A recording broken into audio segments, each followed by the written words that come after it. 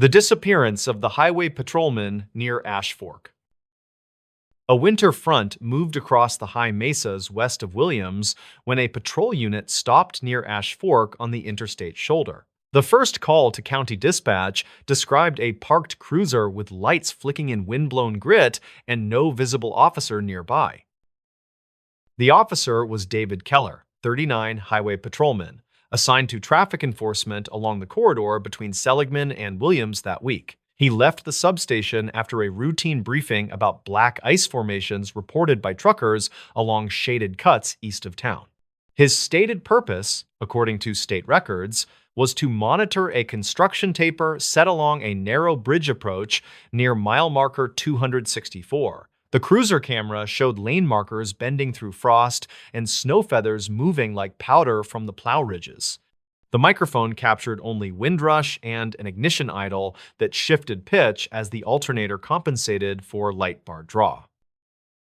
Maria Ortega, 47, long-haul driver, was hauling insulated produce toward Kingman after picking up palletized freight in Flagstaff near dawn. Her log noted a slowdown near the Ash Fork interchange and a trooper unit angled behind a stranded sedan with hazard lights. She reportedly saw a figure in a dark jacket walk from the cruiser toward the guardrail where the shoulder turned to brush. Her statement, filed that night, added that drifting spindrift obscured the figure almost immediately after the door shut. She did not stop because a second unit was expected based on advisory messages that reached her cab radio. Dispatch logs for that afternoon reference Keller advising a plate check on an older sedan with temporary tags that did not match the make. The recorded time, taken from console entries, put the event near 9:15 as the snow intensified around Low Scrub Hills. A reply from records confirmed a mismatch that required a further stop review under procedure regarding possible fraudulent registration display. Traffic camera frames captured the sedan signal across the taper before easing into the shoulder where cones began. The sedan position remained consistent across several frames until a burst of powder erased details beyond the guardrail. Archived notes from the local maintenance yard describe a temporary drop in visibility near the bridge over Partridge Creek during mid-morning. A crew foreman wrote that crosswinds from the north pushed powder through the taper and rattled plastic drums against the barrier ends. Those notes mentioned a lone cruiser parked short of the bridge nose, with the driver door open wider than expected in such wind. The yard memo carried no conclusion about the patrol activity, only an instruction to reposition drums once visibility returned. The author of the memo later said he believed the trooper waved him through while attending to the sedan driver. State records list Keller as a 9-year veteran with prior wildfire support experience and winter operations training completed during 2 recent seasons. He qualified on roadside risk protocols that included 3-point positioning of flares, with an emphasis on avoiding smoke recoil near fuel vapors. Training outlines suggest he would be unlikely to leave his engine running without attention for longer than a few minutes during a live stop. The cruiser computer recorded multiple authentication pings, which indicates the engine remained on while the unit computer stayed awake. Investigators never confirmed whether door sensors captured an accurate timeline, since the harness connector had intermittent faults noted earlier that month. A ranch hand named Luke Porter, 32, seasonal worker, crossed the frontage road to check drifting across his gate while winds pushed snow into shallow dunes. He later told deputies that the sedan driver leaned on the guardrail and smoked while the trooper spoke on the radio. Porter described the driver as medium height with a bright scarf, though he admitted distance, snow glare, and wind made everything seem grainy. Some locals claimed the scarf detail belonged to a different sighting on a different day, and records conflict on the time. Porter insisted the memory fixed around the sound of a freight horn rolling across the draws east of town. At midday, the construction taper crew returned from a salt run and found the sedan door ajar against the rail, scuffed by spindrift. The car interior held a coffee cup, a glove, and a folded paper map soaked at the creases by driven snow.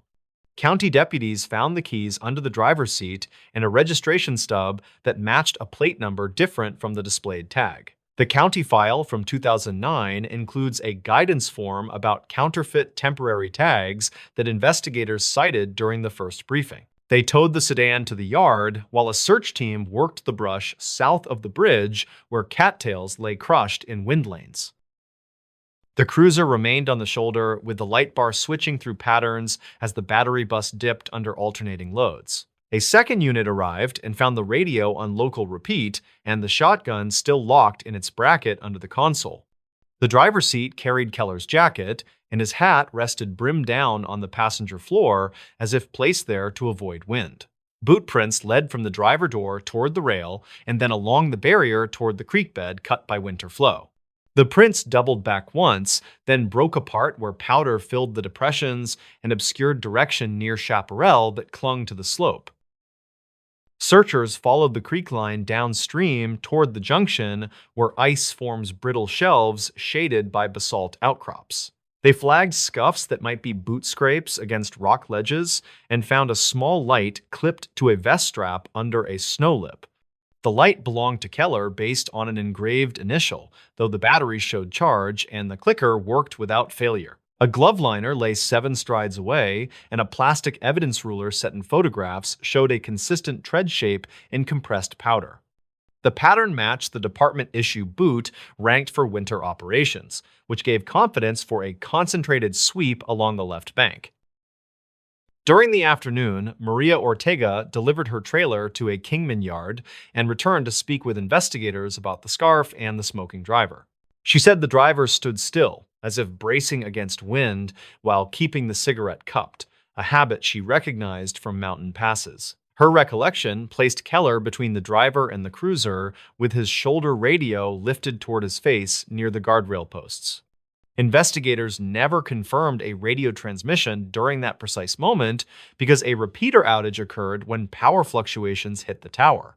That outage appears in utility reports and in dispatch logs that reference brief static bursts followed by dead air and reset signals. A wildlife officer named Eli Warren, 58, retired wildfire crew and seasonal ranger, joined the search along the creek meanders after volunteers formed grids. He knew runoff channels around Ash Fork from years of mapping nesting sites before spring and recognized several sink pockets that collect powder after wind events. Warren found a patch where snow seemed scooped in an oval and pressed by a heavy form sliding downslope from the rail. He marked the spot and radioed, then followed a short skid toward brush where a torn cuff rested under a juniper limb. The cuff stitching matched Keller's uniform issue based on a later lab note included with photographs and chain of custody forms. Archive notes from a prior winter mention a similar drift pocket that formed under a jumping wind at that same bend near the bridge turn. A plow foreman described how cars could appear to settle into a whiteout while only yards away from bare gravel strips. The note advised units to overrun the cone line and stop farther past the bridge nose to avoid the funneling gusts through the guardrail posts. Keller's vehicle position, marked in spray paint after the tow, sat just within the funnel sector described by the maintenance memo. Whether he knew the risk is unknown, though his training files include a section on wind eddies around barrier terminations. State records show several calls from travelers reporting a figure walking the median hours after the initial stop near Ash Fork. One call suggested the figure carried a bright cloth that whipped in the wind and then vanished behind a salt truck spray. Another caller described a uniformed person moving along the barrier and then crouching between drums as a semi passed with slush boost. Investigators ran those reports against lane camera frames, but could not align the timestamps with known truck movements recorded by the waystation. The mismatch left a gap that investigators noted without drawing conclusions, because records conflict across sources and clocks drifted during the outage. Late light washed the draws as a helicopter searched with a thermal unit that read the landscape in pale washes of heat and shadow. The camera picked up coyotes moving single file and a herd of pronghorns scattered across a fence gap south of the interstate. No human heat bloom appeared along the creek banks where teams marked probable flow paths between junipers and basalt shelves. At dusk, the teams withdrew as temperature fell and a clear sky promised a hard freeze over the drift pockets. A deputy stayed with the cruiser as a tow prepared for removal, and a tarp covered the windshield to protect interior prints. The sedan owner, contacted through registration files, lived in Mohave County and reported the plates stolen during summer before the snow season. He said he sold the car 2 weeks earlier to a buyer who paid cash and took the vehicle without a name entered on the title. The description given by the seller did not match the figure Maria recalled near the guardrail smoking through the wind. Investigators never confirmed whether the buyer and the driver were the same person because the transaction lacked a recorded bill of sale. A later inquiry noted small drill marks near the plate bracket that suggested a quick swap performed without care for alignment.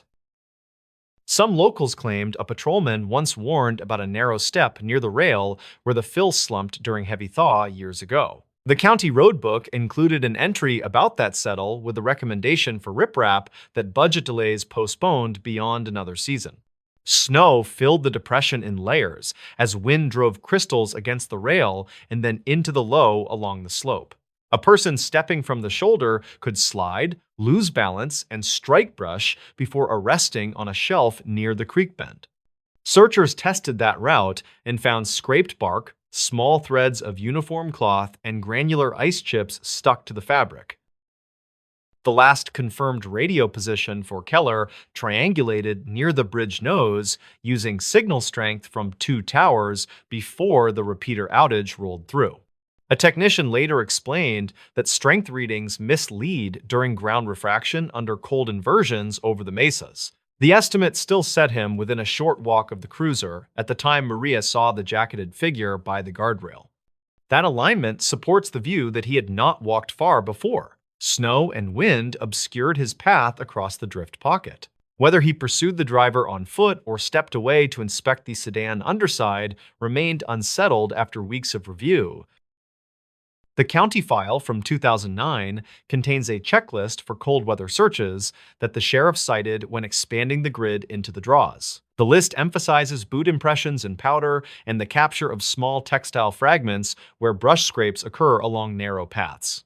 Teams returned over several days and documented scattered impressions that led nowhere once sun crusted the surface and wind reset the field. A scarf fragment appeared near a cattail stand and matched no clothing from Keller's locker or department inventory logged at the substation. Some locals claimed it proved the driver moved along the creek line, though investigators never confirmed a full scarf from the fragment alone. In the following week, the snow receded along south faces, while shaded pockets kept their stiff crusts under cedar boughs. Maintenance crews removed the taper and set a warning board about drifting near the rail gap by the bridge nose. The patrol cruiser remained off-duty as lab teams worked the interior and finally returned it to the yard behind a chain-link fence. State records note that Keller's radio keyed several times after the outage cleared, though no voice transmissions followed those key events. Technicians attributed the signals to automated resets and not to manual use, a conclusion recorded after firmware inspections at the communications shop. Several archived notes, reference calls from hikers along a section of old roadbed west of Ash Fork where cinders surface in thin patches. They reported finding a badge clip near a juniper, though the badge itself was absent and the clip showed corrosion from prior seasons. Investigators marked the find as uncertain due to lack of provenance and possible placement by wind or by animal movement across camp detritus. That entry sits beside a note about a lunch receipt found in brush near the bridge, a receipt that matched Keller's purchase from a Williams diner. The receipt time falls within the morning window and supports his presence on the route earlier than the stop near the taper. Months later, runoff deepened the creek and exposed stones where snow once stacked and preserved shallow marks along the slope. A volunteer team found a radio cord near a root snag, its plug scuffed and the insulation cut by a sharp edge. The department radio in Keller's cruiser still carried its cord, which made the creek find a likely unrelated item from unknown origin. Some locals claimed it showed parts shed in a struggle. Yet investigators never confirmed a second radio issued to Keller that winter. The find joined a small shelf of objects in the evidence room with tags that read uncertain and deferred pending future comparison tests. Records conflict on the final sighting time because different calls reached the sheriff line and the highway line as power returned in uneven blocks. A tourist bus reported a figure in reflective trousers east of the interchange, walking against traffic with an arm raised toward a plow. Another traveler said a uniformed man stood behind drums and waved a flashlight below waist level near the bridge nose. Neither sighting aligned with camera frames due to snow sheets over the lenses and abrupt exposure shifts when trucks passed. The investigative summary notes that conflicting timelines, complicated verification, and left sequence uncertainties that never closed despite successive interviews. The official notice lists David Keller as missing while off the shoulder of the interstate near Ash Fork during a winter weather event. The notice states he exited his vehicle during a stop involving a sedan with mismatched registration and did not return to the cruiser. It also states that search operations covered the creek line, the brush slopes, and the construction taper area with negative results beyond clothing fragments. The write-up includes references to dispatch logs, to state records, to archived notes, and to the county file. From 2009, the final line records that investigators never confirmed a route of travel or conclusive contact with any identified driver from the sedan. The bridge approaches now carry riprap under the rail where the settle once formed a shallow step hidden by wind and snow powder. A small marker for a generic safety reminder sits near the shoulder where the view opens toward distant hills and a thin band of pines. Drivers pass with steady speed, and the wind still pulls through the guardrail posts and rattles the plastic drums when storms cross the mesas. Some locals claimed a trooper lights the shoulder during those storms, and a flicker rides the spindrift before sliding into the draw. The remark appears in several informal statements, and investigators never confirmed any source beyond reflection and powder crossing headlight beams. The campground incident near Flat Top Peak. A chill moved through the timbered benches below Flat Top Peak as the sun fell behind the Uinta ridgeline and wind lifted ash from abandoned rings. Campers spoke quietly while headlights swung between spruces and the lake picked a cold steel color. The host checked numbered posts, then clicked her radio once and waited for the reply that never arrived. What followed was reported plainly in dispatch logs and repeated with variations by people who kept their notes. The first person identified in records is Nora Bell, age 34, graduate researcher in wildlife biology from Salt Lake City. She drove a high-clearance wagon and told the host she planned nocturnal observation of owls along the Marsh Trail. The purpose was a weekend acoustic survey, according to archived notes found later among equipment bags. The notes included hand-drawn spectrogram lines and time windows that matched state records for a similar study nearby. The second person is Miguel Carter, age 58, seasonal campground host and retired state parks ranger from Summit County. He logged Nora's plate in a spiral notebook, then continued evening rounds with a flashlight and a quick glance toward the boat launch. He told investigators he kept the radio open on Channel 3 while checking bear lockers and fee envelopes. His statement appears in county file from 2009 that documents a previous incident involving stalled communications. The third person is Daniel Knox, age 41, an auto shop foreman from Evanston who arrived with a borrowed tent and a weekend fishing plan. He told the clerk at a gas station he wanted quiet water for early trout and an easy hike for sore knees. He parked at a pullout near the creek bend and walked a loop to count spaces, then chose a site away from the pit toilet. He mentioned to the host that he would be awake before dawn and would keep a clean camp. According to dispatch logs, a short radio test went out at 20:43 local time with no audible confirmation from the ridge repeater. The log shows a second test at 20:49, followed by a note about weather moving from the southwest with light sleet. State records match a cold front that dropped temperatures sharply across the high basins that weekend. The campground writing board still listed fire restrictions and advised against evening travel on the Marsh Trail.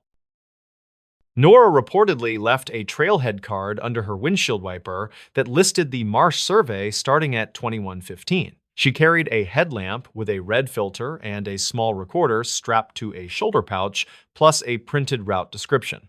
The route followed the creek edge to a stand of younger spruce, then crossed a plank footbridge into sedges near the inlet. She wrote that she would return by 23 unless strong calls suggested extending the session. Miguel told investigators he saw Nora's red beam near the trail split at 21:27, which matched the time on a photo from his basic point-and-shoot camera. He said the beam faded as she turned into the sedges, and he continued to the dumpsters to secure lids from a visiting black bear. He tried again to raise the repeater, then noted in his pad that the wind shifted and the lake took a rougher texture. He returned toward the host site after hearing a single metallic clank from the boat ramp. Daniel set his tent near frost, bowed grasses, and boiled water on a small stove, then sealed food in his truck. He watched taillights at the far loop and heard the clank that Miguel later marked, which he first assumed came from a trailer chain. He walked to the vault toilet and glimpsed a dim red light moving low across cattails just above the creek mouth. He reported the light seemed steady and slow, like someone waiting carefully with both hands occupied. At 21:56, dispatch logs show a brief carrier on Channel 3 that lasted 3 seconds with no voice content captured. A second carrier appeared at 21:58 with a fractured syllable that transcribers marked as possibly the opening of a name.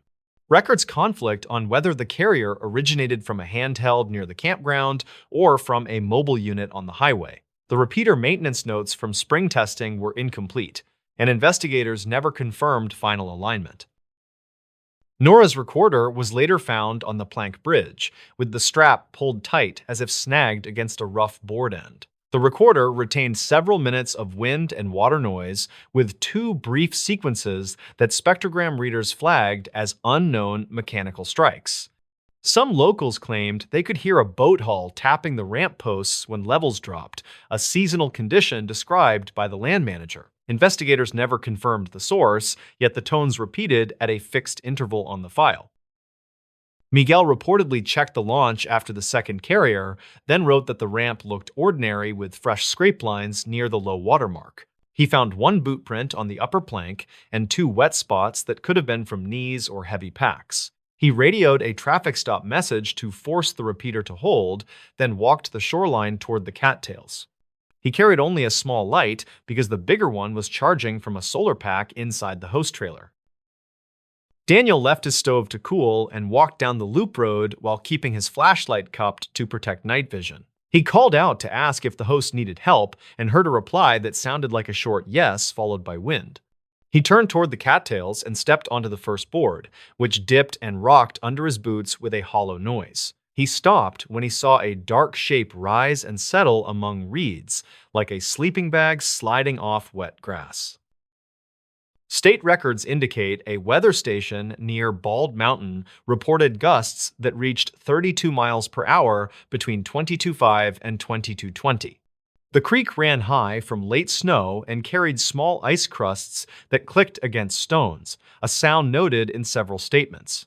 A family in the far loop heard shouting that they interpreted as normal campsite banter, which they later admitted could have been wind-pushing voices.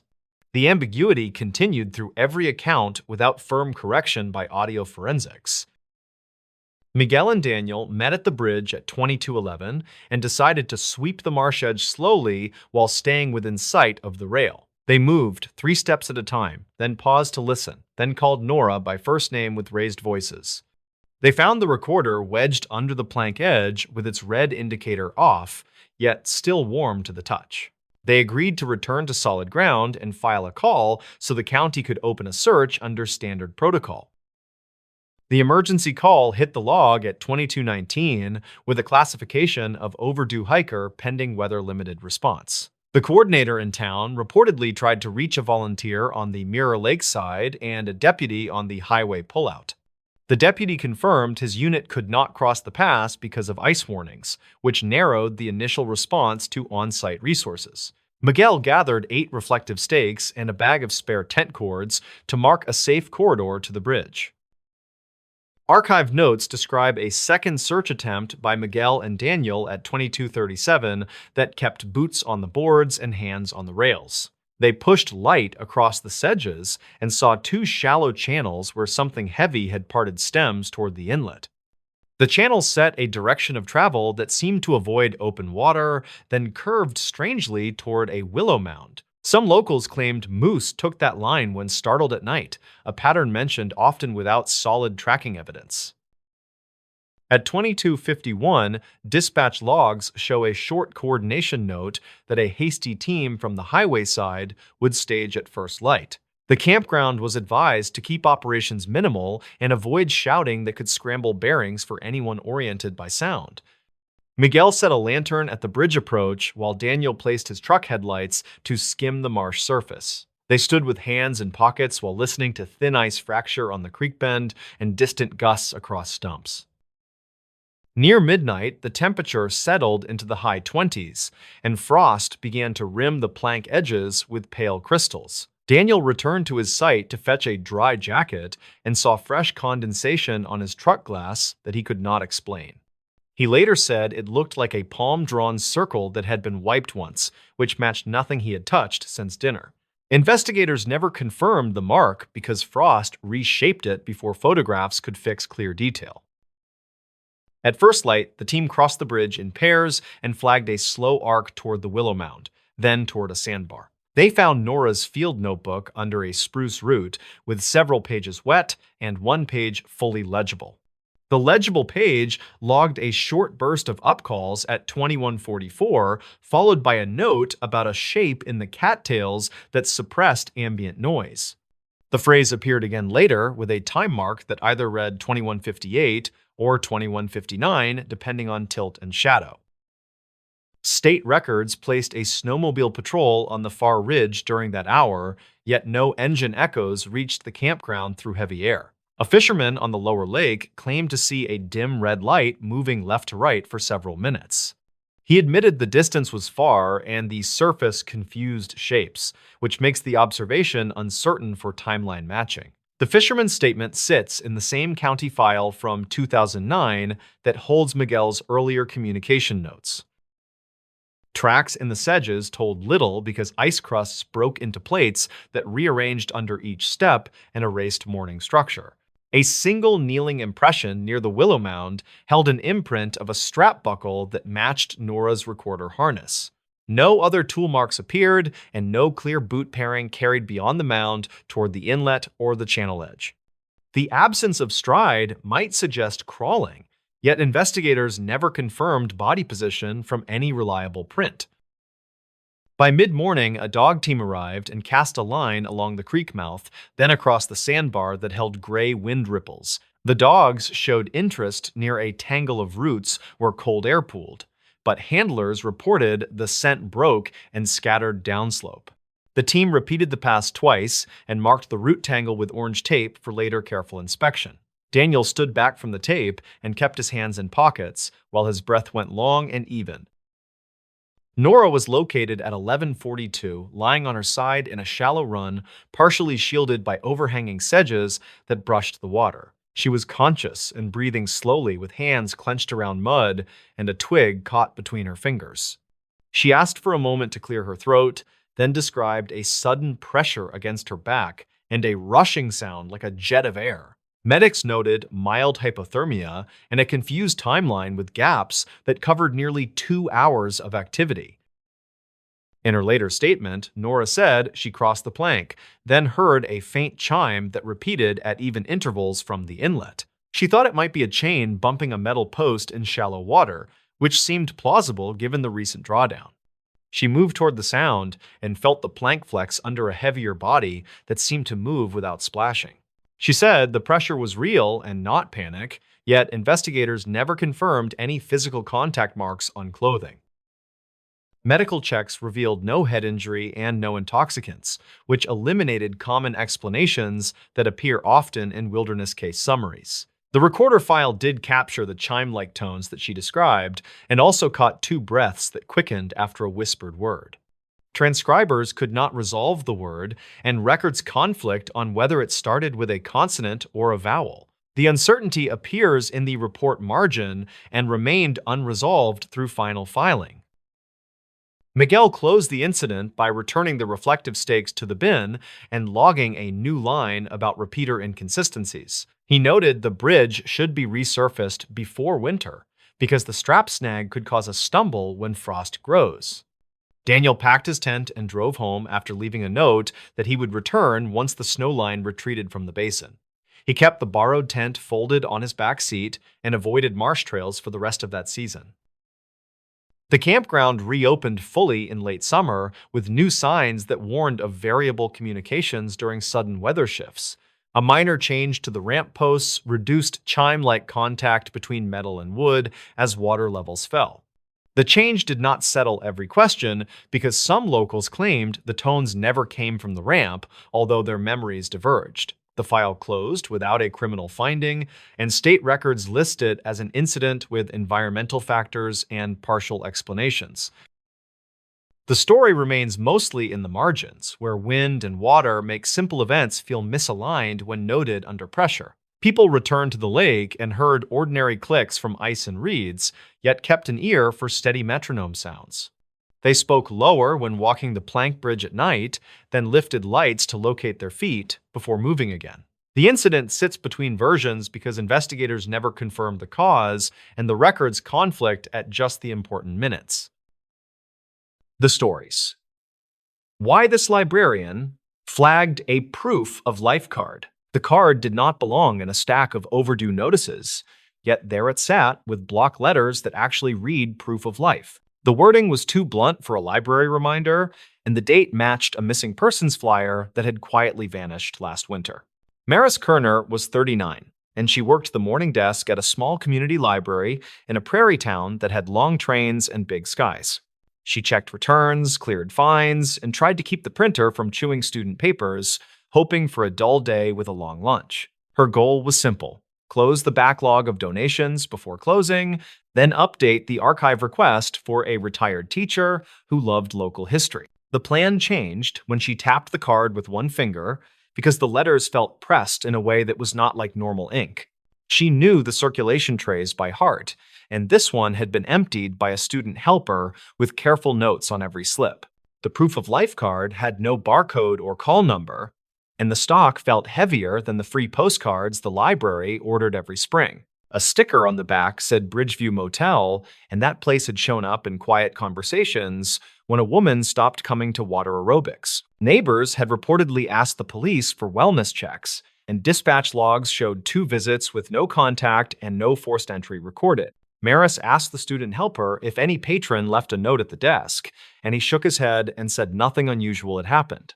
She opened the staff notebook and found a scribble from last night that read, "Man with scar asked about photo paper and left in a hurry." The notebook entry had a time near closing, plus the initials of a part-timer who did not scare easily, which made her stomach tighten.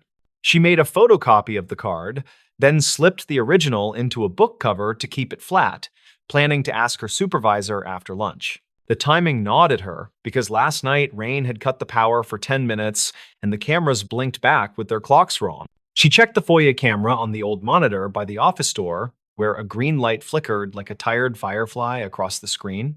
The video showed a tall figure in a work jacket standing at the flyer board, then turning toward the desk before the feed glitched to static. A minute later, the screen returned, and the figure had moved behind a pillar, which made no sense since that area was staff-only after hours. She printed stills from the footage and laid them beside the card, noticing the jacket pocket shape that looked stuffed with something flat and stiff. The card edges had faint gray smudges, like they had been handled with dusty hands, and one corner showed a tiny sticker that looked torn. She peeled lint from the sticker and saw a number, which matched the last digits of a local hotline used for flood relief long ago. Her supervisor was out on an errand, so she decided to document everything, knowing she was not a detective, but details kept people honest. Maris called the non-emergency line and described the odd card, the motel sticker, and the camera glitch near closing, keeping her tone steady. The dispatcher asked her to hold, then returned and said a patrol would swing by, and asked her to secure the item until an officer arrived. While waiting, she opened the public catalog and searched Bridgeview, which pulled up a donation record from 2 summers back with a box of maps.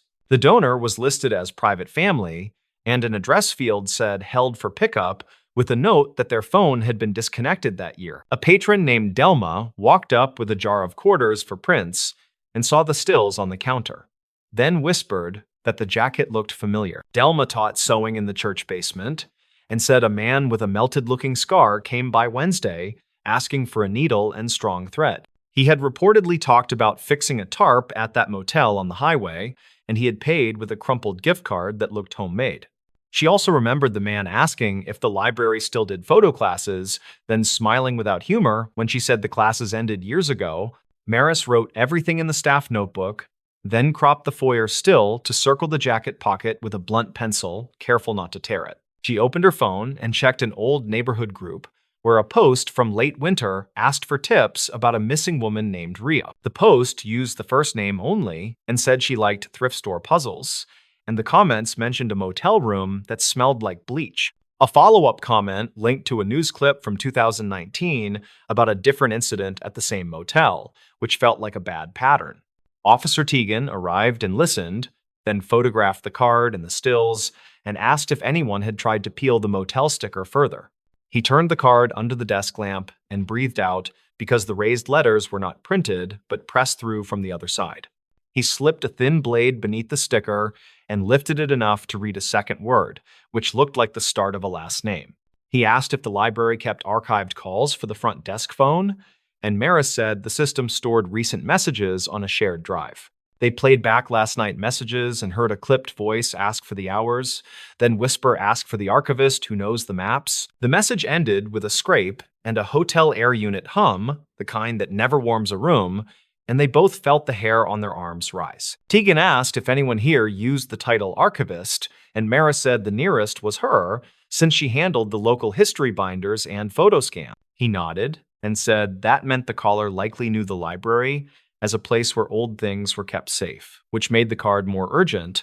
Maris pulled the old donation form and found the private family listed a small storage locker by the river bridge as their preferred pickup site. She searched the county records computer and found a title transfer after the spring floods of 2017.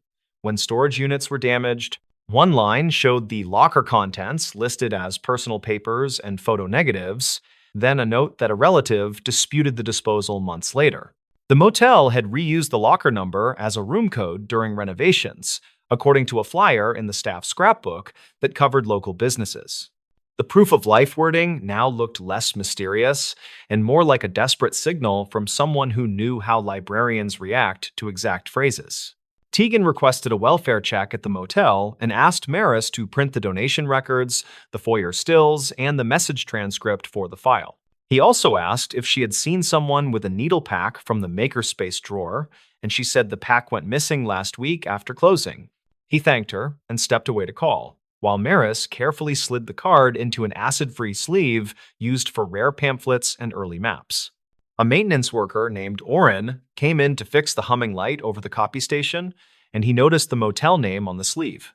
He mentioned a rumor that their laundry machines ran all night, louder than any other place in town, like they were washing heavy canvas. He also said a delivery truck sometimes idled by the back doors in the rain, which he saw while plowing the lot during a late storm this spring. He looked at the foyer still and pointed to the figure shoes, saying they looked like rubber overshoes that left squeaky prints on polished floors. Maris opened the incident binder for building issues and found a slip from 2 months earlier about wet footprints near the history room door. The footprints were noted as narrow and shallow, like someone walked carefully to avoid noise, and the cleaner found a small thread stuck to a vent.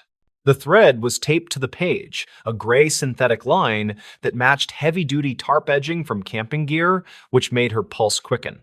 She copied that page for Tegan, then checked the missing person post again, where a comment mentioned a puzzle with one piece sharp enough to cut. A second patrol car rolled past the windows, then slowed and parked, and Tegan met the officers near the vestibule and pointed at the sleeve. They spoke quietly, then one officer asked if the library had a public scanner capable of high resolution, and Maris said yes in the makerspace. They asked to scan the card under different light angles, which she facilitated, and the image showed faint impressions of letters on the back. The letters formed a simple phrase, which read, "Keep the lights on," and beneath it, a date from late winter, which matched the first storm week. The motel manager arrived with an officer, having been contacted for a consent check, and he looked nervous as he scanned the card in the stills.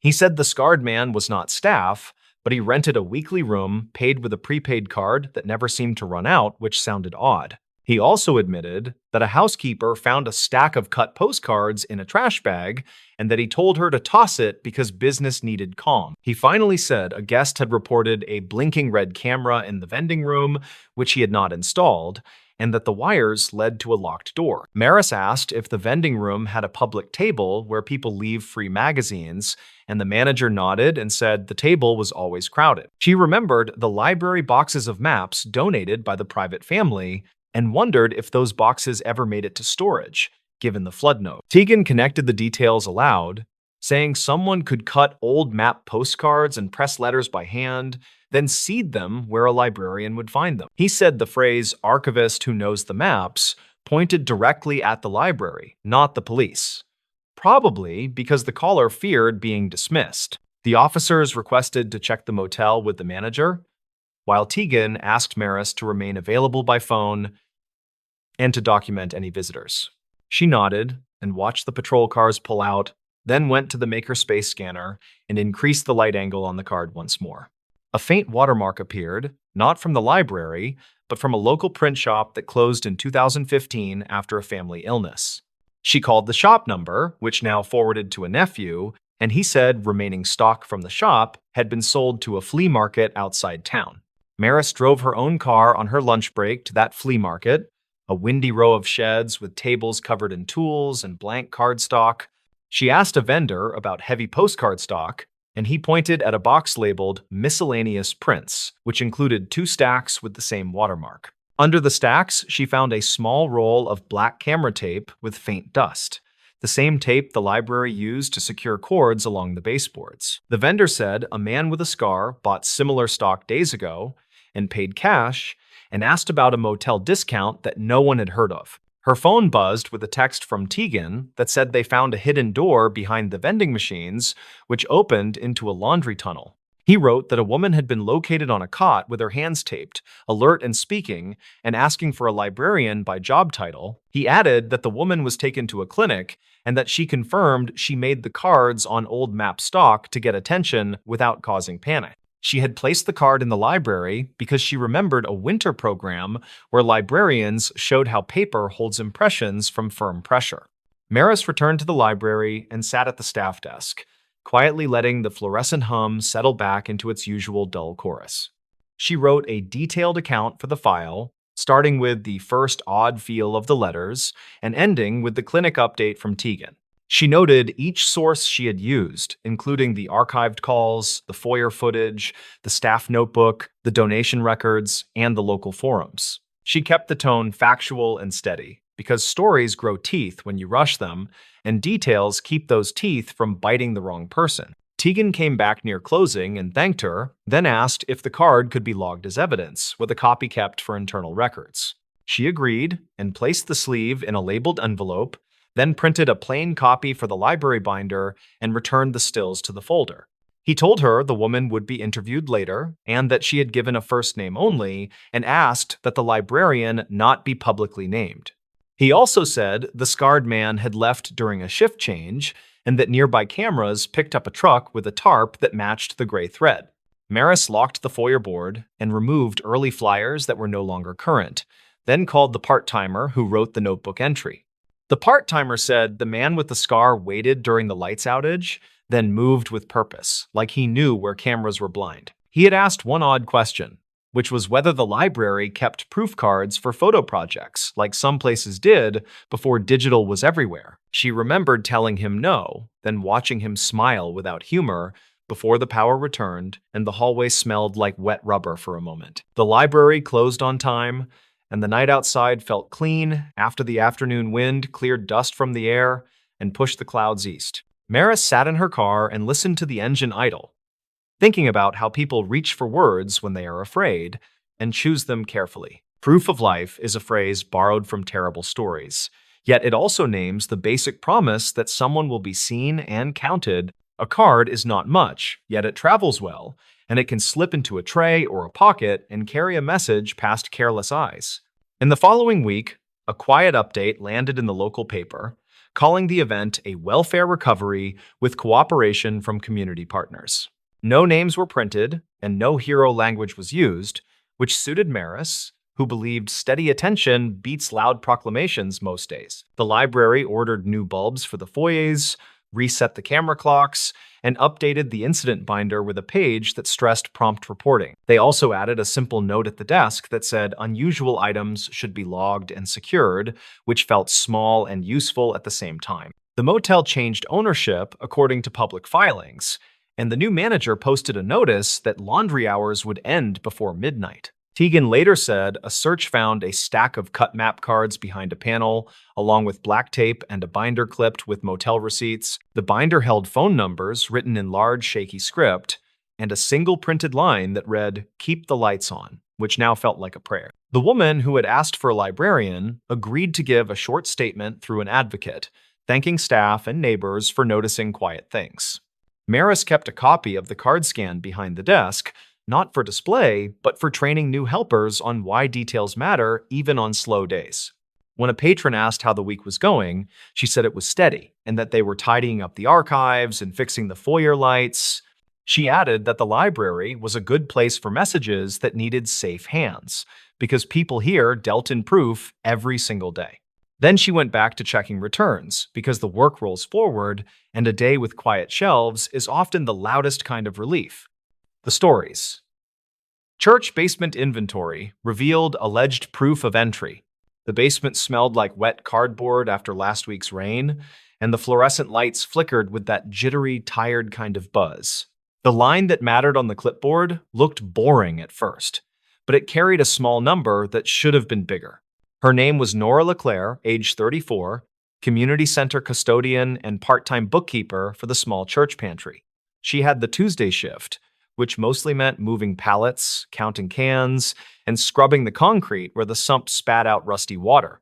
She wanted to finish early, pick up a thrifted lamp for her apartment, and call her sister about a family thing. The incident began when she saw the dented case of condensed soup sitting on the wrong pallet, with a slip stapled crooked.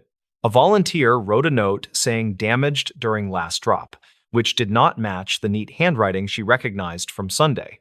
The sump had overflowed during the storm, and the security cameras upstairs reportedly lost power around the same time. She checked the ledger, found last month's count for the soup, and tapped the line with a capped marker before reading twice. The numbers disagreed by 8 units, and the shrinkage column did not carry any explanation or initials. That should have thrown her for a minute, but a volunteer named Lyle had logged minor adjustments before, then forgotten to sign. She walked the aisles between pallets, past the bin of torn paperbacks, and the rack of winter coats that smelled like cedar chips.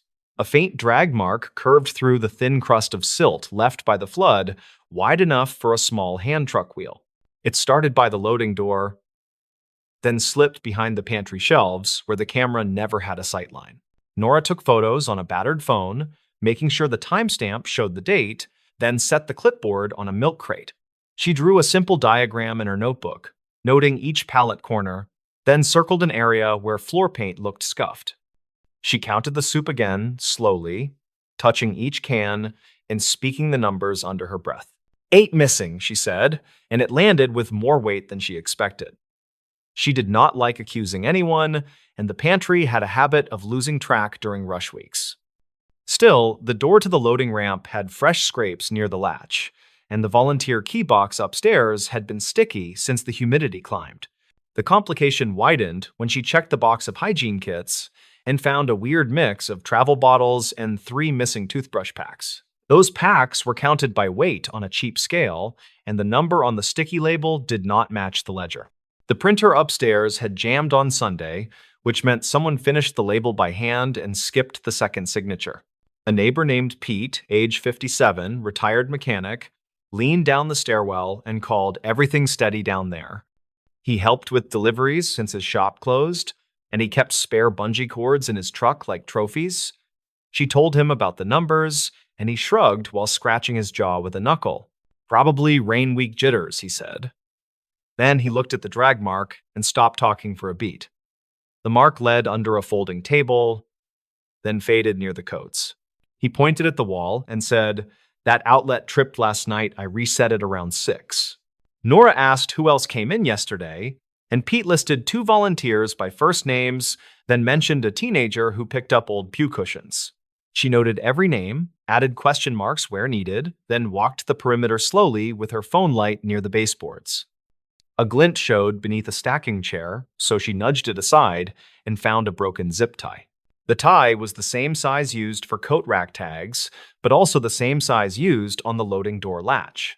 She set it on the milk crate, then checked the thermostat in the storage room because the compressor sounded odd. The thermostat was set to a colder number than usual, and someone had switched the fan to constant instead of auto. She checked archived calls on the office phone, each scribbled on a pad by the reception desk, and saw a message about a refrigeration tech. The date on that message matched the storm, and the next line said, "Service postponed due to flooded bridge," which made sense. The fridge down in the basement had been stubborn for weeks, and everyone had opinions about it. The investigation took shape slowly, with tight steps that felt small until they did not. She photographed the drag, the zip tie, and each shelf with missing soup. She called the non-emergency number listed on the bulletin board, then explained she was not reporting a crime, only logging irregularities. The dispatcher told her to keep notes and offered a reference number she wrote at the top of the page. She interviewed a woman named Karina, age 42, school cafeteria worker, who came for a bag of pantry staples before her evening shift. Karina said she saw a man at the ramp door on Monday wearing a baseball cap that hid most of his face. He held a coat on one arm, and he carried a reusable bag with a grocery logo. He left quickly when a choir member came through with sheet music and coffee. Nora thanked her, wrote down the details, then asked Pete if a delivery truck had come without posting in the group chat. He said no trucks except the dairy driver, who dropped crates outside after the storm. He showed his phone, scrolling through photos of the ramp, and pointed to a picture from early morning that showed the door closed with a new scratch near the bottom hinge. She opened the binder of fire inspection reports, looking for any change that registered during the outage. The inspection from 2 months ago said the exit alarm was functioning, and the last weekly test had initials from Lyle again. She went to the exit door alarm, pressed test, and watched the light flash, but heard no chirp. The battery had been pulled slightly, not fully removed, just eased out enough to break contact. She took a picture with the battery number visible, then slid it back in and heard the chirp, which made her flinch. Pete raised his eyebrows and said, "That is not wind," which sounded like a joke until he saw her keep writing. She checked a box of donation forms under the big table, where volunteers slipped notes when drop-offs came after hours. One envelope had muddy smears on the edge, and the handwriting said coats only with an underline that went too far. Inside sat a receipt from a thrift store with a timestamp from late Sunday and a note that said leave by ramp door because of stairs. Nora called the thrift store, asked a clerk if a man in a cap had bought bulk coats, and waited while the clerk checked. The clerk said yes. A tall man with a limp bought 9 coats and paid cash, then took the bus toward the river stop.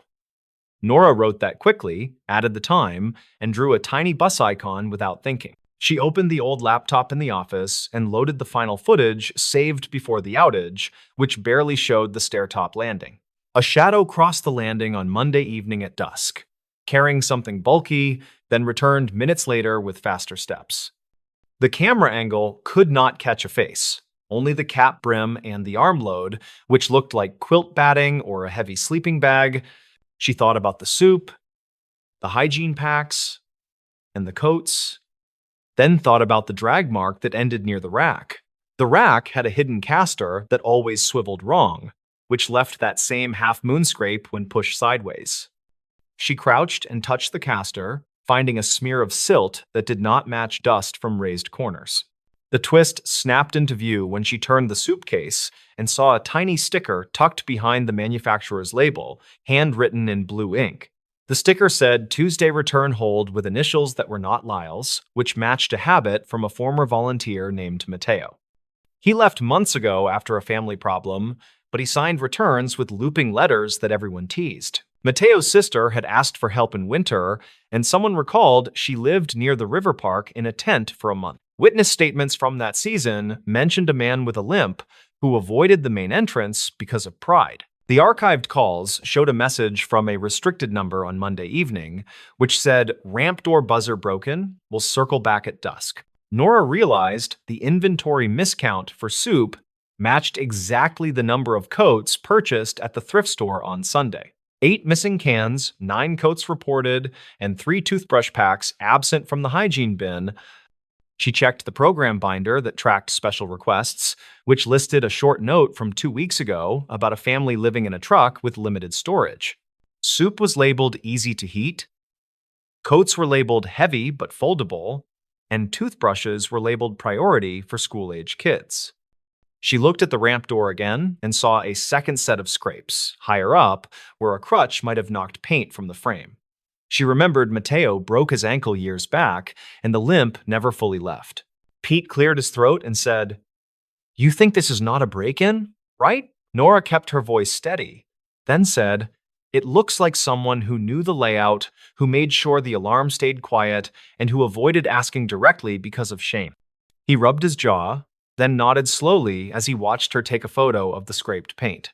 They called the non-emergency line again, and she read her notes while the dispatcher typed. The dispatcher said an officer could make an informational visit tomorrow and advised them to secure the door and replace the tie. She logged the reference number, stapled the list of missing items to the daysheet, then wrote a clear statement about suspected entry without damage for records only. She left a message for the pantry coordinator, age 51, paraeducator, explaining the situation with careful words about the storm and the power hiccup.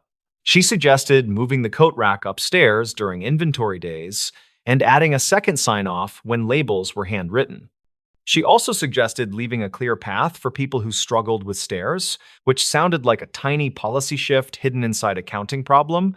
An hour later, a choir member named Lorna stopped by for her binder, and Nora asked if she had seen anyone at the ramp on Monday. Lorna said a man waited near the dumpster just before the thunder started again, holding a bag and looking anxious.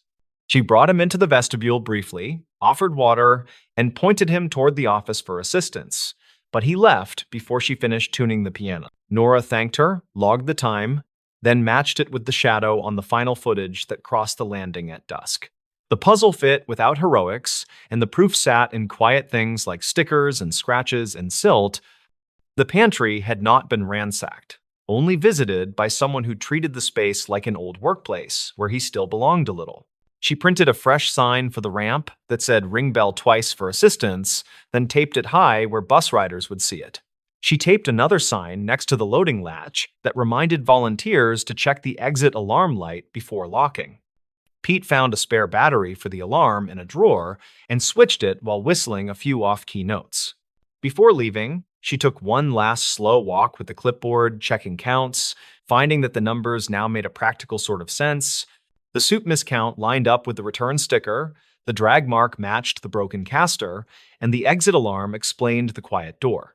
The proof of entry was not dramatic, yet it was enough to tell a story that accounted for every small change. The next afternoon, the coordinator called back after speaking with a patrol officer who agreed to mark the report as information only. The officer reportedly checked dispatch logs from the storm night and confirmed multiple power blips across the block, which could explain the camera outage without conspiracy. The coordinator also reached Mateo through a community contact, who acknowledged taking coats and supplies, then offered to meet with her to return the soup or sign for it officially. Nora sat at the folding table and wrote a short summary for the pantry records, keeping it plain and careful and believable. She described the season's pressure, the storm, the small mistakes, and the way people try to preserve dignity when they are worn thin. She ended with a simple line about counting what matters and leaving a light where it can be found. She locked the loading door with a fresh tie, turned the thermostat back to normal, and unplugged the stubborn fridge for a counted 10 before restarting. The compressor settled into a softer hum that made the space feel less anxious, and the fluorescent lights kept their flicker but seemed less harsh than earlier. She put the clipboard away, then washed the silt from her hands until the water ran clear. On her way up the steps, she looked back at the neat rows of cans and the rack of coats that hung like quiet witnesses. The basement did not feel like a crime scene. It felt like a place that absorbed hard weather and kept doing its small work. The inventory told the story the way ledgers often do, not loud, not dramatic, but steady and specific enough to be true. Pete waited by the door and asked if she still wanted to find that lamp after her shift, and she smiled and said yes. He held the door as they stepped into the thin sunshine that follows a week of rain, where water still shone in shallow puddles. She made a mental note to buy a pack of batteries and write bigger labels, then walked toward the sidewalk with an easier stride. Later that week, the coordinator posted a message thanking the volunteers for patience and reminding everyone to sign twice when handwriting labels.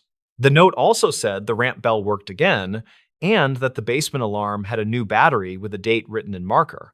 A final line invited anyone needing help to knock during open hours and to leave a note if mobility made the stairs hard. Nora kept the broken zip tie in a drawer with a handful of odd things that never quite fit anywhere. She wrote the date on a card and tucked it with the tie as a simple reminder that proof can be small and stubborn. The basement went back to smelling like cardboard instead of worry, and the flicker of the lights felt ordinary again. She told her sister about the lamp and then about the inventory, and they both laughed quietly at how much a can of soup can reveal. The town kept moving around them in a slow, practical rhythm that ignored weather until it had to pay attention. The story rested inside a file folder without drama, but with enough careful detail to be respectfully believed. The stories. This tape from the lake wasn't meant for you. The box of tapes arrived with a smell like wet cardboard and cold metal, which fit the labels scrawled across the top. The handwriting said property of lakeside maintenance, and under that a warning marker in red that felt a little performative. Ria Kovac was 34 and paid by the city to digitize old media back into living memory, which meant long headphones days. She sat in a windowless room behind the reference desk and fed cassettes into a deck that clicked with patient devotion. Her plan for the day was not ambitious, just finish a carton before her lunch sandwich bled through the paper. The incident began when she lifted a cassette from the stack with tape flaking like dandruff across the shell and saw the note. Someone had written this tape from the lake was not meant for you in the same heavy hand that marked the box. She laughed by herself, then she rubbed the shell with a sleeve and slotted it into the dubbing deck. The first sound was wind on an exposed mic, then a voice with the plain vowels of a person who never moved away from county lines. The man said, "Recording starts now," then counted off time the way divers do when they want witnesses later. The hiss of water followed, with a hollow knock like an oar catching a ladder. Ria tapped a notepad and wrote, "Lake intake, maintenance crew, late summer." She preferred notes to memory because notes never tried to impress anyone. The voice returned with an update that felt almost scripted, and he said the police have cleared the North Shore and no one wants to check the culvert. He added that the marker buoy drifted during last week's storm, which would confuse people using the old map rather than the fresh survey. Ria paused the deck and stared at nothing. Then she wrote, "This is not training audio." She listened again while the deck began to wobble a little, as if it felt nervous. The man on the tape called a second person by name, which Ria wrote as Reed, though it could have been Reed, and asked for a tow line length in the book. Papers rustled in a way that sounded practiced, like they had been rustled for microphones before. The second voice was younger and annoyingly cheerful, and he read a number that did not match a chart Ria remembered from a digitized manual. She looked up the manual in a folder and confirmed the discrepancy while the tape kept turning. The complication grew through small things that did not agree with each other, which is how real messes usually announce themselves. A splash came with no shouting, then a calm description that a scooter had bumped something that was probably a log. Another voice, off mic, said 30 paces northwest from the pier, which would only make sense to people who used sneakers to measure water. Ria paused and wrote, "Witness statements use paces. Training crews do not." Then she tapped the counter and kept the deck running. The tape cut to a later time without warning, and the man spoke in a lower register and said the family brought a photo. He said the deputy discouraged showing it, then added that the mother insisted because she believed the jacket would reflect light underwater. A woman spoke near the mic and asked if the current would push clothing into the reeds, and someone answered with a line that felt rehearsed by memory rather than by training cards. Rhea stopped the deck and stared through the glass into the quiet stacks. Then she wrote, "Reported missing teen in 1998, probable night swim." She did not know that case personally, but people in her building remembered headlines that arrived 2 summers before the county fair built a second gate. She pulled the archive software and typed terms that felt respectful and cautious, then broadened the search when nothing appeared in scanning range. The first hit was a brief that used the phrase after-hours lake access and urged parents to discuss fences, which sounded like a committee report disguised as news. The second hit was a note about a grant for new lights along the East Path, which suggested some officials had learned a lesson. Rhea listened while reading because she had learned to keep both rivers running without spilling knowledge between them. The man on the tape said the outflow grate was secured with a chain that lost one link, then spelled the number into the mic. He said a diver named Reed would check under the skimmer in case a current created a pocket. Someone coughed, and the sound carried like a hallway, which told Rhea the recording moved indoors for a moment, probably into the pump house. She stopped the deck and called the public safety office through the desk phone because she preferred clean lines when tape started speaking like living people. The clerk transferred her to a sergeant who kept his voice flat, and he told her there had been many training tapes over the years. He said storage procedures were not always followed, then asked which lake facility label appeared on the shell. She read the letters and silence followed. Then he said he would send an email so everything stayed orderly. Rhea saved the audio to a drive with a date and words and wrote a note that asked for retention guidance, which protected her later.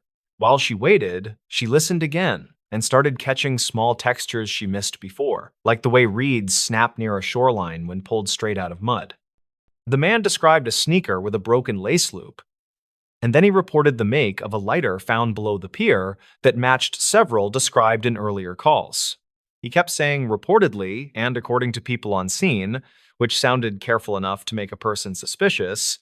The investigation pushed her out of the room and into places that smelled different, which is how she knew it was working. She walked to the old photo and map drawers past the genealogy corner and pulled a laminated lake grid from the early 2000s that showed markers before the storms moved the buoys. The North Shore marker had 3 possible placements depending on survey year, and the tape described a search pattern that matched the oldest one. She wrote that misplacement would pull a sweep away from the culvert by several yards during a clockwise pattern. Rhea checked the dispatch book that the clerk kept for walk-in requests, and she asked for the log around the week she guessed from the grant article. The book was clean where it mattered and messy where it did not, which is how real logs behave when they are used rather than polished. Several calls mentioned a late-night figure seen near the maintenance gate, and one call specified a tall person wearing a reflective vest that did not match city issue. The vest detail caught her attention because people remember shiny things when they feel useless bystanders. She went to the bait shop at the road bend because people who sell minnows remember who buys coffee the morning after an ugly night. The owner was Tamsin Duarte in 58, with a strong memory for weather fronts and weak patience for tourists. When Rhea asked about North Shore nights from a certain summer, Tamsin cut her off and said people still parked on the service road to drink and break bottles. Then she added a name quietly. Tamsin said a park supervisor called Corley used to sit on the hood and lecture kids about life, though nobody asked. The name did not appear in the tape, but small towns prefer a rotating cast in the same old play. Rhea checked a directory in the library office and found a Corley under Parks with a middle initial and a retirement date in 2007. She called the number listed and reached a house sitter who said the man had moved south for better joints, which sounded reasonable. She left no message and wrote a line that asked if Corley ever held keys to the pump house after hours, then underlined it. The deck resumed chewing while she read, and the man on the tape grew more precise, as if he knew the mic would be his memory. He said the grate was clear and the scooter had not found anything new, then asked Reed to try the intake lip again.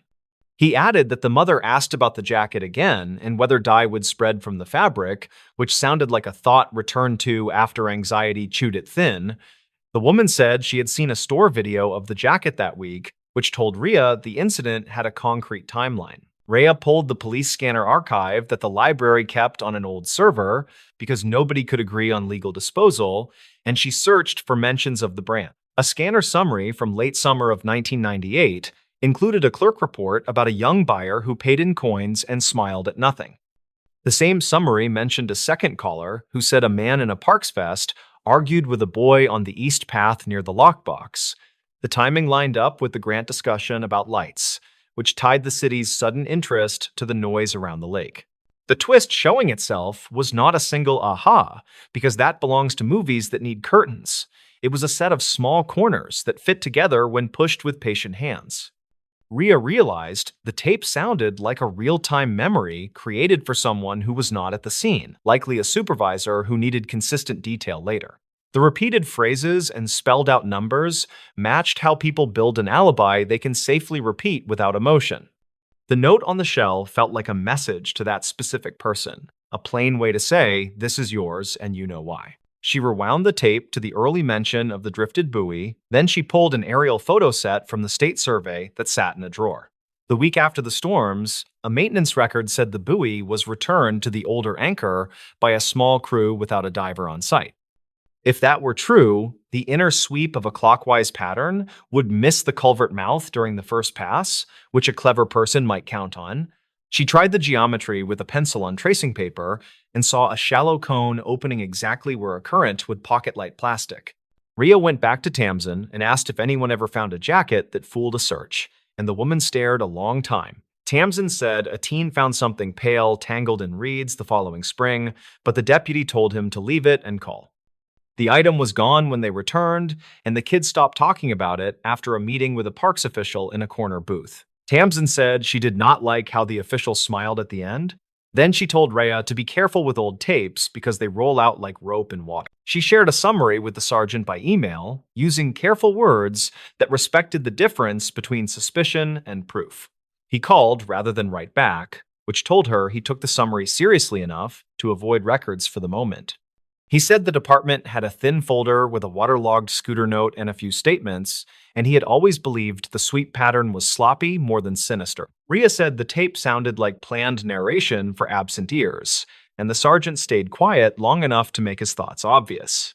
The payoff finally arrived in the smallest possible way, because people rarely confess in grand gestures when they can do it in shorthand. At minute 40 of the tape, the man lowered his voice and said, "Reed, tell Corley this marker is for the training reel." Then he spelled an odd sequence. It sounded like letters mixed with numbers, which Rhea first took as a buoy code until she remembered a note in the archives about maintenance padlocks.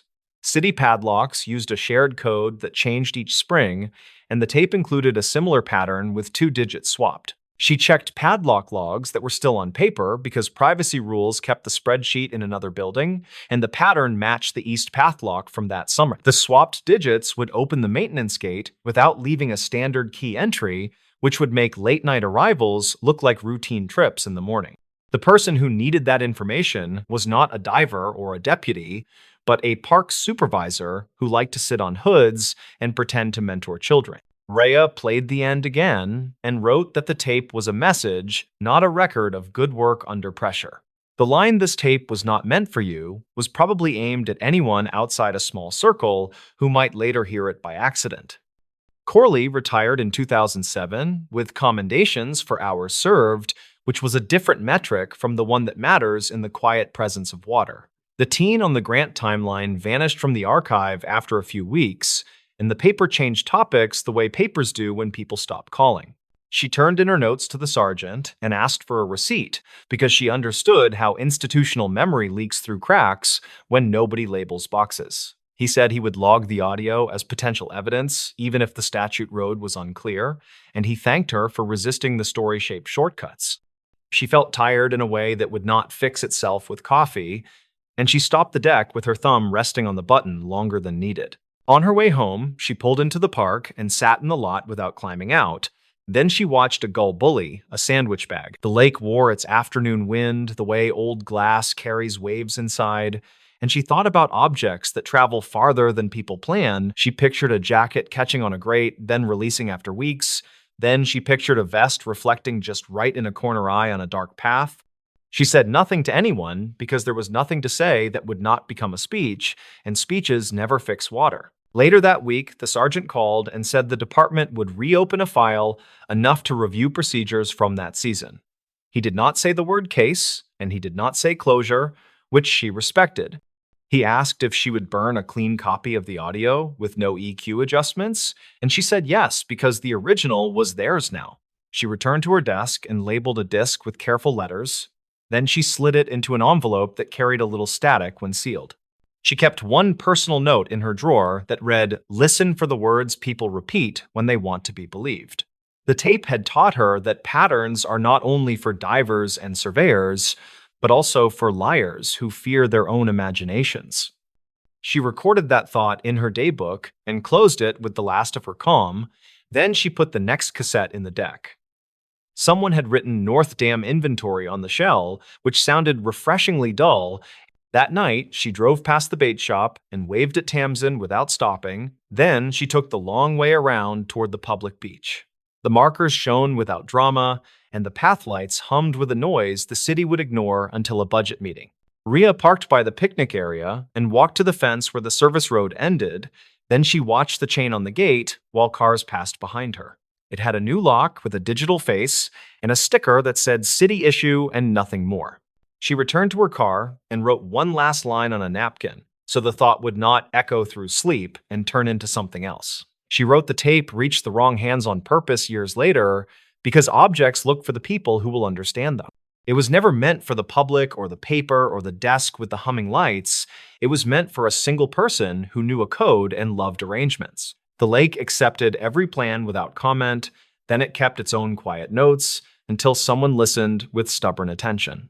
In the following weeks, the library received a small budget lift earmarked for media preservation, which made Rhea feel both pleased and uneasy. The sergeant stopped by and left 2 donuts that tasted like remorse trying to be kindness, which she appreciated.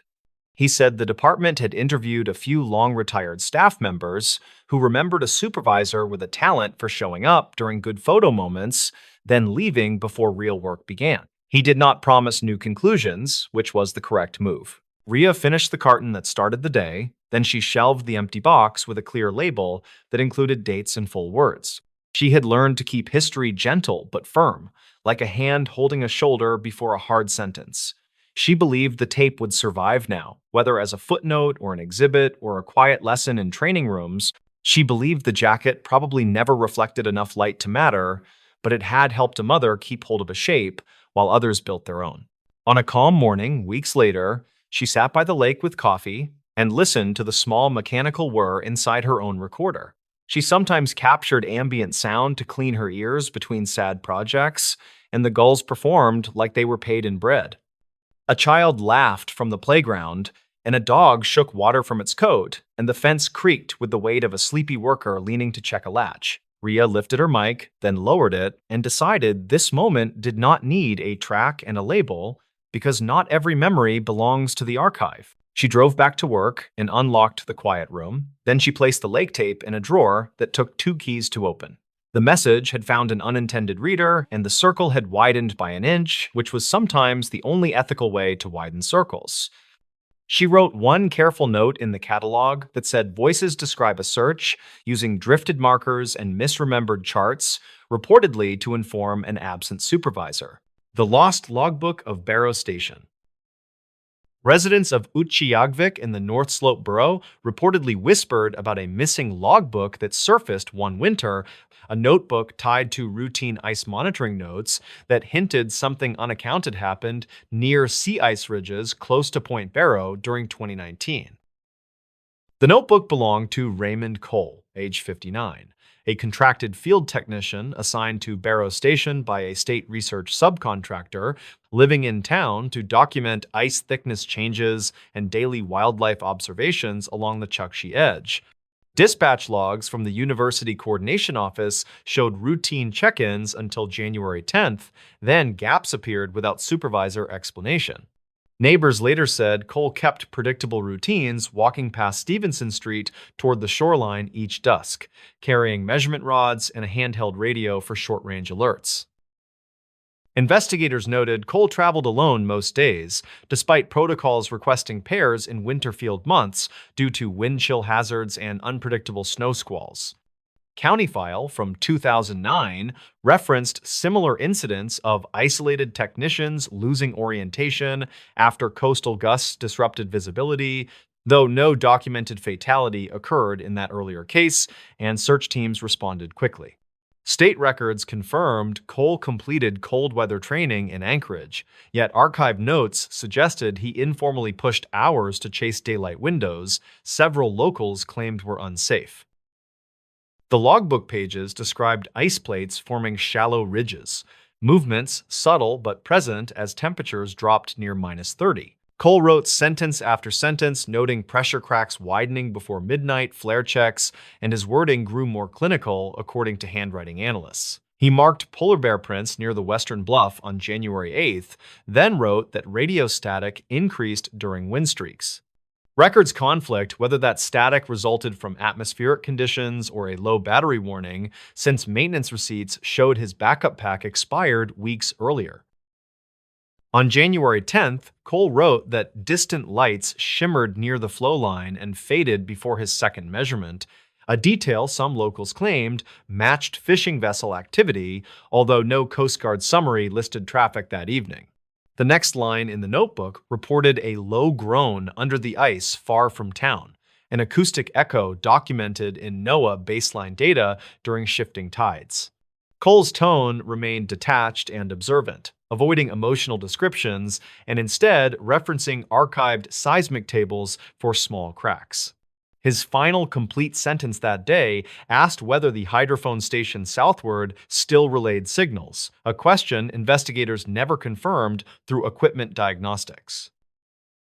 On January 11th, Cole failed to check in through routine Channel 2 frequency. A coworker named Deborah Mills, age 42 biologist, said she attempted radio contact at 9 and 10 in the morning without response. She then contacted station management, who reviewed dispatch logs and noted Cole last keyed his handset near the coastal berm. A county snow machine unit launched around noon, scanning drift patterns that reportedly shifted overnight due to westerly gusts. Searchers traced faint boot impressions leading north toward the ice foot, then losing them near an uneven ridge where brine seep froze into hard crystals. Radio pings from Cole's device failed to return, raising doubts about battery life or signal interference from pressure ridges. State records indicated no major storm that morning, yet archive notes from a weather observer mentioned sudden haze forming along the horizon. Some locals claimed they heard a single sharp ice crack around sunrise, though investigators never confirmed source timing. The notebook ended abruptly after January 10th entries, with the 12th page blank except for a graphite smudge that forensic technicians could not match to nearby strokes. County file from 2009 recorded similar smudge patterns in another coastal disappearance attributed to glove friction, although that earlier individual returned after 6 hours. Cole never returned, leaving equipment bag and anchor spikes behind near a flagged post. Responders cataloged every item, sealing them under evidence protocol and storing them in Anchorage. Cole's radio remained tuned to the standard research channel when recovered, volume medium-high, battery completely depleted according to hardware report. The receiving station log recorded static bursts during the morning gap, times matching tidal shift near second channel breakwater. Investigators considered whether frost buildup blocked antenna range, a known seasonal issue that technicians tried mitigating using heated covers. Some locals claimed they saw vehicle lights near the airport during search hours, though that detail held no link to Cole's route, according to State Review. Later interviews with Mills emphasized Cole's cautious habits, despite some suggestions he wandered beyond mapped safe points. She stated he often referenced archived notes to ensure reliable measurement routines, quoting older baseline tables from 2011 and earlier.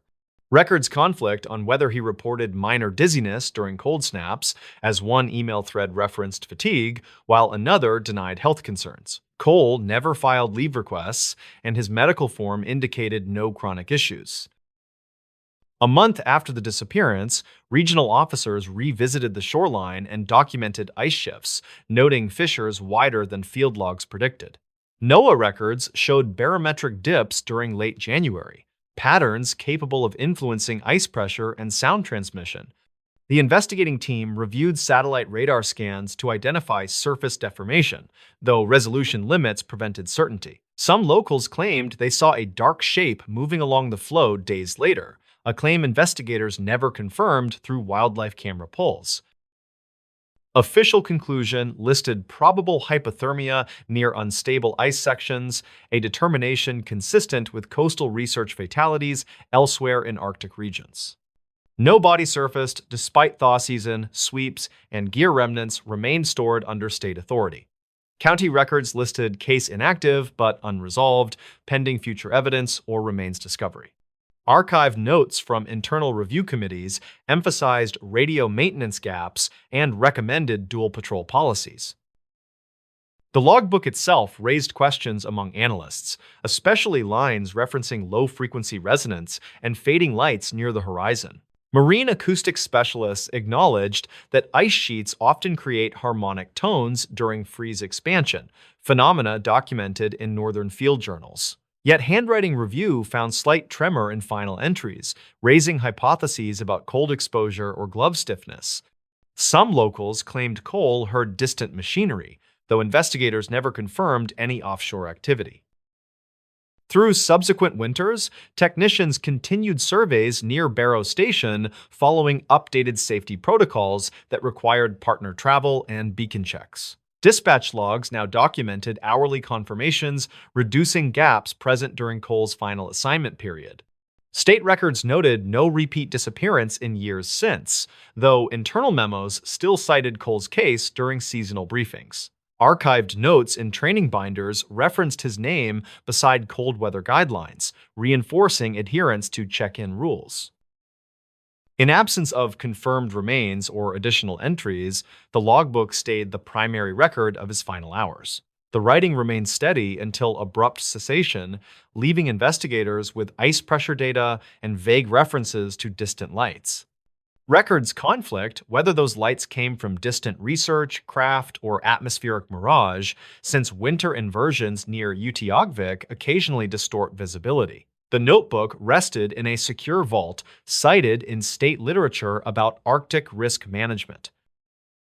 Visitors to Utqiagvik sometimes asked old residents about Cole, and responses shifted between cautionary tone and plain factual retelling. Some locals claimed stray radio static persisted at the shoreline during certain winds, though communications reports never verified interference significance. The county file from 2009 noted public interest spikes during tourist seasons, yet official channels kept measured language. Cole's name remained printed in field rosters and advisory bulletins, his logbook a reminder of precise observation amid uncertain ice fields. Stories like this sit between datasheets and winter ground truth, where radio checks meet drifting snow and pressure ridges reset landscapes overnight. Cole's measured notes followed standard scientific phrasing, his attention fixed on ice patterns and environmental shifts. Reportedly, a small memorial marker sits near the research building, foyer listing his service dates and assignment record. The case stayed open in memory and procedure rather than active search, grounded in documented logs and unanswered observations. The burning house on Ridge Road, Tennessee. Smoke showed over the folded hills west of Johnson City after sundown, a thin gray ribbon flattening under a cooling sky. Drivers slowed along Ridge Road and watched a single roofline lose its shape behind moving haze. Dispatch logs captured the first report at 1920, citing flames visible through trees near a narrow bend. The caller reportedly could not confirm people inside, only that the windows looked black and the yard was empty. Ethan Ward was 41, a volunteer firefighter from Jonesboro, driving home after a hardware errand when he saw the smoke. He slowed near the ridge crest and turned onto the gravel turnout by habit learned during brush seasons. His purpose that evening was practical and local, to check if anyone needed water or a ride toward the highway. Archive notes state he kept a wool blanket and a pry bar in his truck, a routine drawn from winter wrecks. He radioed county dispatch using a handheld set he carried off duty, requesting confirmation of the address that no one actually named. Mara Collins was 33. a home health nurse finishing a medication check near Telford, returning toward the city with an empty cooler. Her route crossed Ridge Road because traffic on the highway moved strangely that week after resurfacing work. She saw the same gray band, then a brighter pulse from a deeper pocket of trees cut into the slope. State records list her as licensed since 2011 with no disciplinary marks and multiple rural assignments. She later told deputies she stopped because the color shifted from brush to structure, a difference she recognized from farm incidents. Deputy Luis Benton was 37, a patrol deputy with Washington County, answering a fire assist call relayed across channels after neighboring units were engaged. His stated purpose was scene safety and initial perimeter control while county engines rerouted from a barn alarm. According to dispatch logs, he cleared a traffic complaint near Boones Creek and set lights before the last ridge curve. His cruiser camera reportedly caught brief reflections on roadside mailboxes, then nothing but drifting particulate like fine dust. Some locals claimed the camera angle missed the driveway entirely, though investigators never confirmed a technical fault. The structure sat back from the road behind mature pines, a single-story rectangle with a shallow porch and a tin roof. County appraisal data listed it as built in the late 1970s with a detached shed and a shallow well.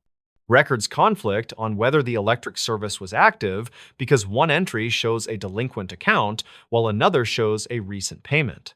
Ethan parked facing out and grabbed his pry bar, calling toward the porch that carried 2 chairs and a plastic crate. He reported hearing a low crack inside, not like a collapse, more like resinous boards reacting to heat across tight nails.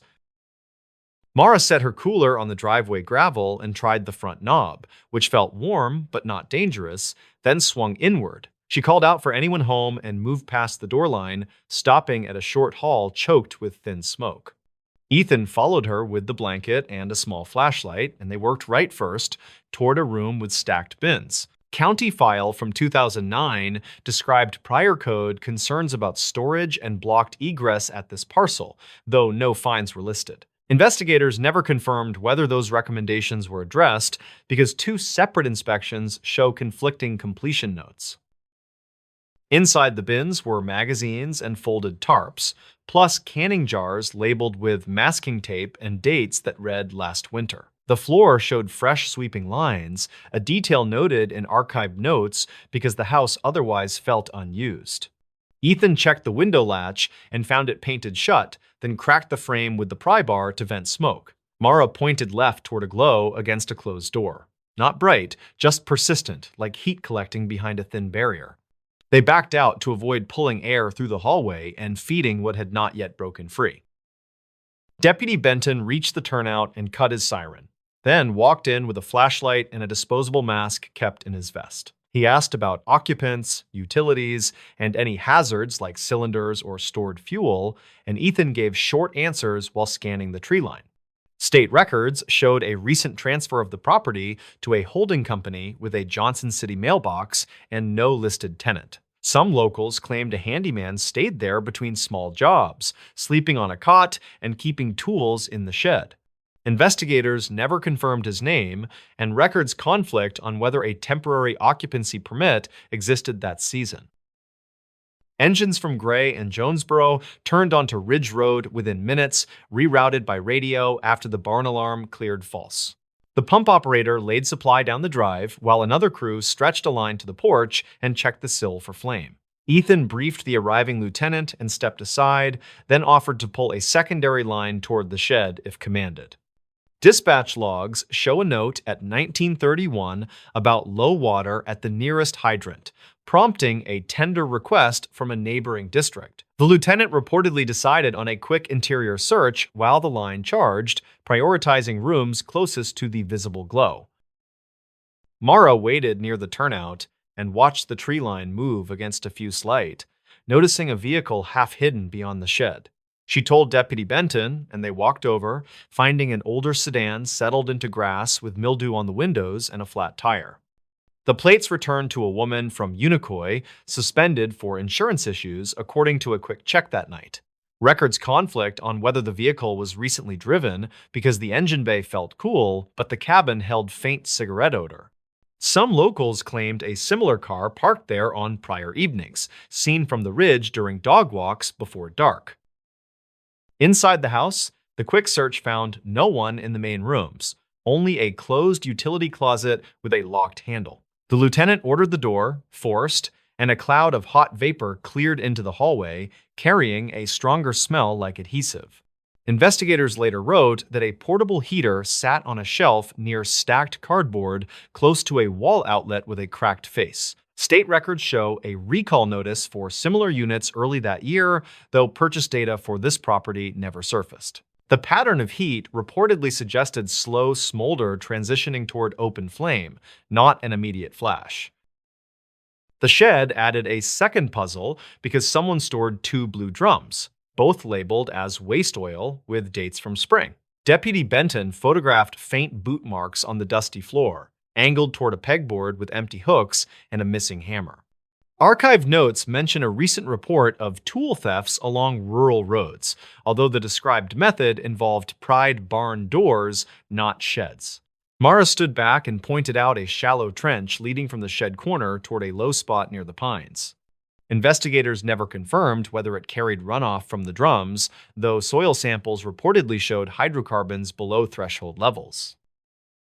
Engines established flow, and crews cooled the hallway while ventilation fans pushed smoke through the cut window frames. The roof held, then flexed as trapped heat moved, releasing a rush that sounded like wind where no wind existed. Ethan helped pull debris into the yard and stacked it away from the porch, watching for char that could reignite in dry grass. The lieutenant asked for a final pass with the thermal camera, which showed a stubborn hot line behind the closet adjacent to old shelving. Records conflict on whether wiring upgrades ever reached this wall because the permit file stops at rough inspection.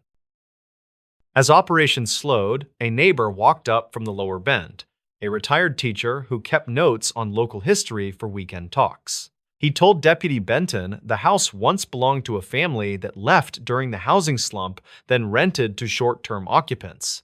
He said a man with a gray cap visited that week carrying a tool bag and a stack of envelopes clipped together.